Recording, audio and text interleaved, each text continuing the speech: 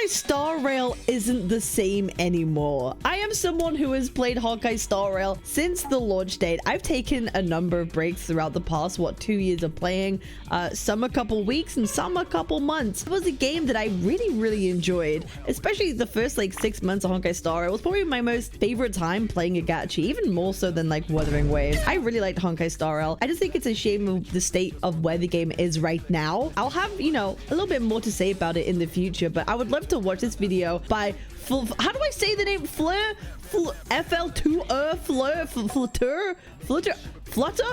Is it Flutter? Is that how I'm supposed to say it? Have I just figured it out? Have I just figured out the name? I apologize, but we're gonna be watching this. Honkai Star Rail isn't the same anymore, so let's go see what exactly bro has to say. All right. Today I'd like to talk a little bit about the state of Honkai Star Rail and basically how we got to where we're at in terms of how different parts of the community are perceiving the game. This is something I've kind of been thinking about for a while now, so I figured it'd be a neat point of discussion.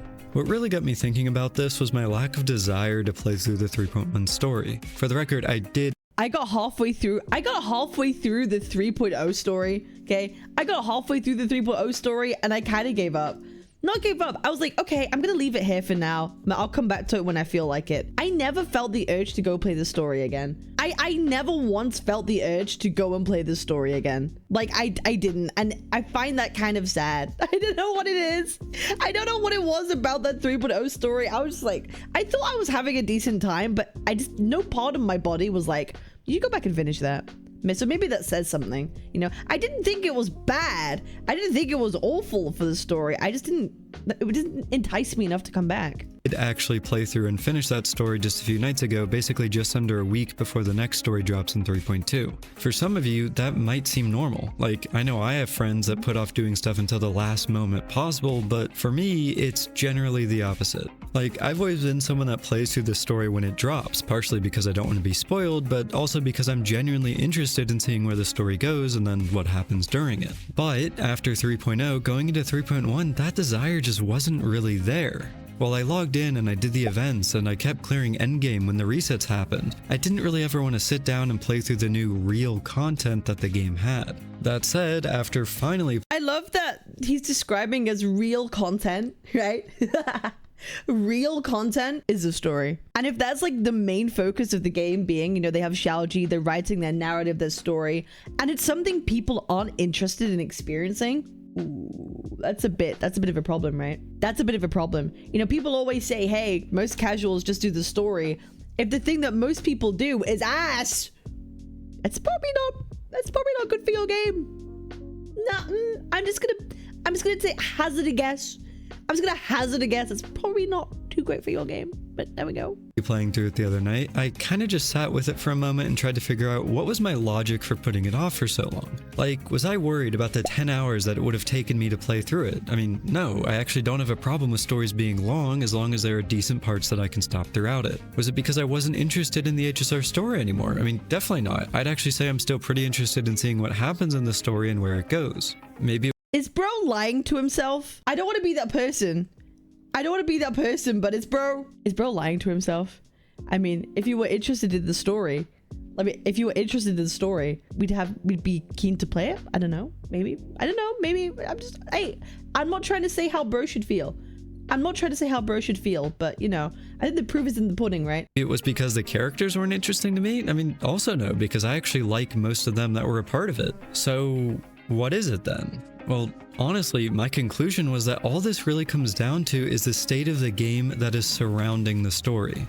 Something that's really important to realize with this kind of stuff is that how the game is going will shape the way that people are feeling about it. And that's kind of like a duh moment, but I want to point it out here because it's so relevant in this case. Like, I think it's pretty undeniable that there's been some problems with the game recently. For the past, I would say like 6 months or so, power creep and HP inflation have... Nah, it's been... I'll be real, the problem has been way longer than that. I'll be real, I think all of us know that the problem has been like way longer than 6 months. Like the writing was on the walls ever since they released Acheron. ever since they released Acheron, the writing has been on the walls, honestly. Like, it's been, we should have known, right? We all should have known. I kind of had that feeling back then, like, I want to say a year ago. I stopped playing, actually, after, like, 1.5, 1.6, after Ruan May, and the whole, after the anniversary, I think the first anniversary, I stopped playing for a while, and I was like, damn, like, we see how it goes, right? We saw Aventurine get released and how he was busted, Acheron and how she was absolutely busted. Oh, you need her E2, you should get her E2. And then it's like, okay, yeah, she just wrecked the whole game.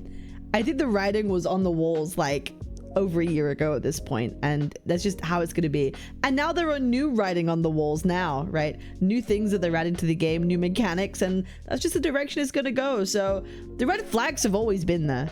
The red flags have always been there from the game. Yeah, even since Jing Liu, since Silver Wolf, yeah, they were there from the start. Have been on people's minds. There's been countless videos and discussion about this topic, yet from the actual company until recently we didn't actually have any news as to how this may improve going forward. We did finally get info about buffs coming back in February, but they're not coming for a long time, and they're also only for a small group of characters. I'd also say the story was something that people were concerned about. There are some complaints about the story itself, but definitely a lot more about the presentation of the story. For example, we had complaints about the black screen white text stuff for a long time. We've had complaints that the characters didn't have enough animations, and we also had complaints about the pacing of the story and how most of the puzzles in it are seemingly there to pad time rather than being meaningful content. Personally, I think a pretty egregious example of this is how the early 3.1 story at the Grove followed the exact same story beats that we just played back in 3.0. The god of the area gave us trials, being Nikador in 3.0 and Circes in 3.1, and only after completing those random trials could we move forward again. While there were improvements to the story mentioned back in that special edition developer radio in 3.0, I want to make an argument here. I want to make an argument that, like, yes, storytelling is different from story, but I feel in this instance, he's still talking about the actual story and plot itself. Like, yes, the way that it's conveyed to us is pretty poor. I think a lot of people can agree. A lot of it is just static yapping. But I still think at this point, it affects the actual plot, because most of the plot were actually focused in like one area doing one thing or talking for one person for one amount of time. I don't know. To me, that ends up bleeding into actual plot. Like, we need to do something of substance, right? We need to actually do something of substance, and I think that matters. And I think that matters in the actual story and plot itself. At the time of writing this script, we haven't seen anything super concrete in game yet in terms of changes, though hopefully in 3.2 that'll improve. There are also some complaints about there not being enough content in the game apart from the story to do. For example, the endgame rotations happen at a super slow pace even when compared to HoYo's other games like ZZZ, where it feels like you always have endgame to do. And on top of that, it feels like each patch has less and less effort put into the different events that people can mess around in, like with the different mini games, and that's not even mentioning the lack of things to actually use the characters we collected in like combat events. Both of those things are problems that we still haven't gotten any. Yeah, there's a lack of like combat events in Honkai Star Rail because it's a turn-based game and there's only so much you can do. Right, there's only so much you can do to the point of which the game really becomes about like what the bosses can do and the mechanics of the bosses themselves, rather than what you do as a team at this point, right? Like, rather what you do as a team. So if you want more combat events, then it's going to feel really samey unless they make new bosses, in which case they're just going to make them weekly bosses, or they're just going to make it like that's really it. They'll just make it like a new weekly boss at that point or something like that. Do you know what I mean? Like, they're not going to... That's the problem with Honkai Star Rail being a turn-based game that has very little skill expression. Combat events are just going to feel kind of samey and boring. So that's why you get loads of events that aren't nothing to do with combat. In Honkai Star Rail. That's why every like big event is nothing to do with combat, or very little, because the combat's all the same. Any news on that might seem not like to say Wuwa did it better, but the Crisis Trials just goes to show that, you know, the freedom of combat and the freedom of skill expression could make really interesting combat events. But, you know, this is the problem with a turn-based game. A turn-based game with very little skill expression. They did it themselves. That's the game's fault. a lot, but this is all important to note here because these are all things that people could potentially be unhappy with. Like, maybe power creep doesn't matter to you. Well, what about the lack of events? Maybe you don't care about events. Okay, then what about the presentation of the story? What if you don't care about the story and you want to just play your older characters? Are you able to do that? No matter what part of the game you look at, there's stuff that isn't good, even if you like the other parts of it. In my personal case, I'm actually enjoying the story for the most part, but what I'm not enjoying is the fact that I need stupid amounts of investments to actually use my old favorite characters. So that's how the game is now, but if you go back and look at how the community was at the first anniversary, it was vastly different. We were coming off of the high of the free Doctor Ratio and Genshin Could Never. We previously had really good events like Ethereum Wars and the Ghost Hunting event. We were also still at the beginning of peak Akoni, with new hype characters like Sparkle with her banger trailer, Black Swan releasing to finally pair with a fan favorite character in Kafka, as well as Akron, who was not only teased months in advance back at the Game Awards, but who's also the May XP from the previous games. The story had better pacing too. For example, any puzzles we had, like the rooms where you walked on walls, were there to get you from point A to point B to continue the story, whereas in 3.x the puzzles were there to pad time, like I said earlier. On top of that, it felt like the devs were listening to the You know what I like? I love puzzles in my gacha. I love puzzles in my gacha games. And I don't want to keep comparing it to Woo all the time because people just call me a Kuro bot. But I'll be real, I just like how they laid out. They're tied into the story. You do the puzzles, you learn more about the lore as you go through them. They feel like you're actually doing something in the environment itself. And I kind of like that. I'll be real. I wasn't too taken aback by Penacony's puzzles. I thought Penacony's puzzles in Honkai Star Rail were fine, and actually I thought there were the parts that, like, okay, I'm okay with this, you know what I mean? I'm not too sure how it is with Euphorius later on, but like, yeah, I don't know. I think having good puzzles are important for engagement in the Girl Gacha. Players, we were getting one quality update after another, and all of the characters across all their various plot lines really gave us a lot to think about, especially the characters that we didn't really expect a lot from. Like, be honest for a moment here, going into 2.0, did you ever think a character like Adventurine would get as much development as he did, with his entire backstory essentially playing out over the 2.1 patch? What about Firefly and how she basically became the community's collective anime? 2.1 I hated so much. Well, I didn't hate the ending was cool, but it dragged on for too long. It felt like, yes, it did feel like an Adventurine patch, and it slowed down the pacing immensely for me. Like, half of it could have been an Adventurine companion quest or something else. Like, it really didn't have to be the whole patch. There was some of it that it felt really unnecessary, and it kind of ruined the whole pacing for me going through Penacony. But maybe that's me. Maybe that's a me problem, and that's fine, but I thought 2.1 dragged on way too much. My girlfriend overnight once 2.x launched. These were new characters that had insane amounts of development over a short period of time that quickly became new fan favorites. There was also a ton of stuff that HoYo was doing for HSR outside of the game, but it all directly related to what was going on in it. For example, everything that came with Robin, with the big concerts and an entire album created for her that the community could get behind. That was the insane marketing. I'll be real, that was some like insane marketing, right?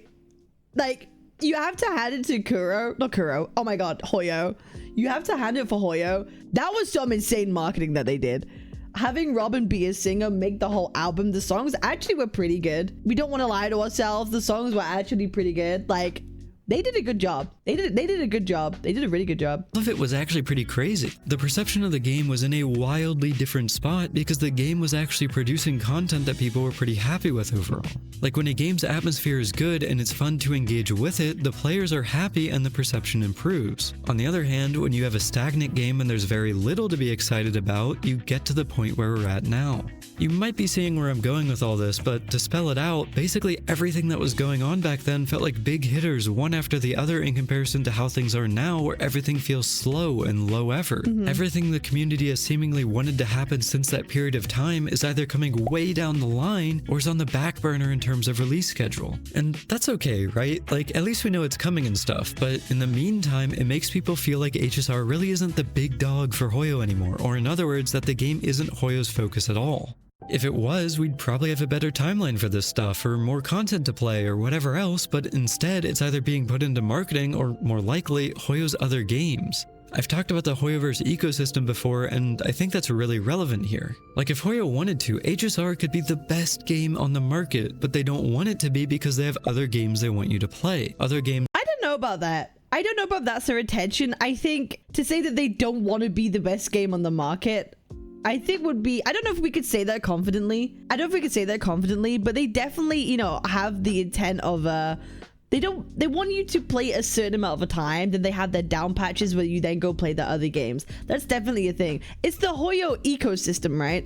If you're bored of Genshin, you go play HSR. If you're bored of HSR, you go play ZZZ. They want you to play all their games. That's true. That's true. And if they wanted to be the best game on the market for a turn-based game, it wouldn't be a gacha. So maybe that could be the point. Like, if they really wanted to be the best game in the market, then it just wouldn't be a gacha game. It just wouldn't be a gacha game. It would just be a really good RPG, or it would be something like Wizardry, where you can have gacha mechanics, but it doesn't affect the gameplay or the story really at all. And the fact that, you know, in Wizardry, you could bring characters from the dead means they don't impact the actual story in the moment. You could tell your own narrative. That's pretty cool. They want to develop, and also they have a player base big enough that they can do less work on HSR and still have people play it despite the lack of content the game may have. And to connect this all back to my original point where I was just simply wondering why wasn't I super interested in the 3.1 story, it's because of all these issues and differences between how the game used to be and how it is now. Like, it's genuinely harder to enjoy something when it's surrounded by a plethora of problems that aren't being addressed by the people that made those problems. Like, let me give you a real life example. You could be at a restaurant with the best food on the planet, but if the restaurant smells awful and the service from the staff is terrible and you have to sit on a rickety old chair without a table in front of you, are you really going to be going to that restaurant super often? And no, you could provide me, honestly, I'm real easy. As long as it tastes good and it's a comfy environment, I'll keep coming back, right? It's the environment of which you consume the content in. If the environment of which you consume the content in is good, then you'll be happy and you'll be content and you'll be okay with coming back, even if it's mediocre. Very true. Honestly, I don't really think so, because despite the food being good, the overall experience is bad. This is the same with HSR at the moment. The story presentation isn't great. The power creep that doesn't allow me to use my characters sucks. The lack of content that doesn't give me anything to do isn't fun. So even though I enjoy the actual story itself and I love the characters in the game, and when there's content to play, I enjoy that too, but it just doesn't end up mattering because the experience overall isn't amazing, right? Like, if the company seems to care about the game less now compared to how much they seem to care back in the early Penacony era, then that directly affects how much players like me will enjoy the game. And what I feel all this has been doing as a result is not only making me less interested in the story aspects of the game, but honestly just the game as a whole.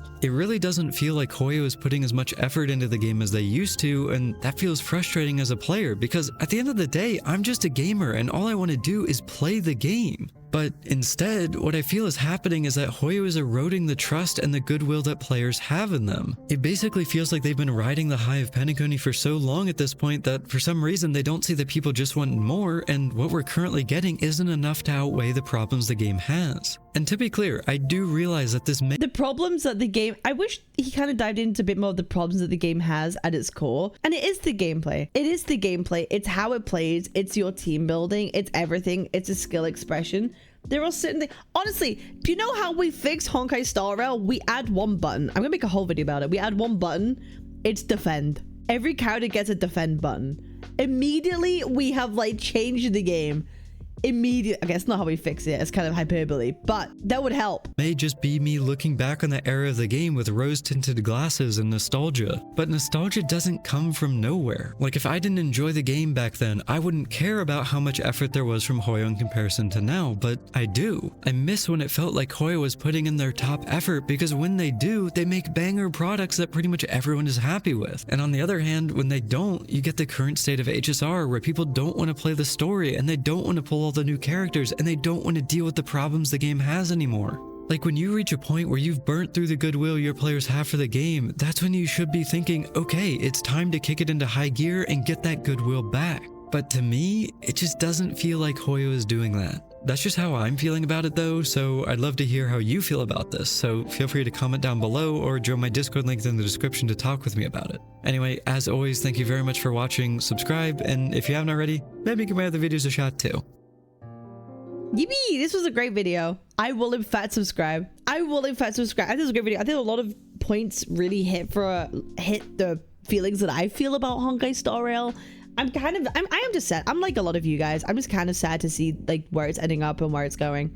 Yeah, I just am. And hopefully they improve in future, but at this point I don't have faith. I don't have faith that it will change. They've kind of chosen the path they want to go down, and they're gonna go down it, right? They're gonna go down that path. It is what it is, and I will be there to document its downfall the entire time. I've decided I will continue to play Honkai Star Rail. I will continue to document its downfall. And I'll sing its praises when it does something good, and I'll say when it does something bad.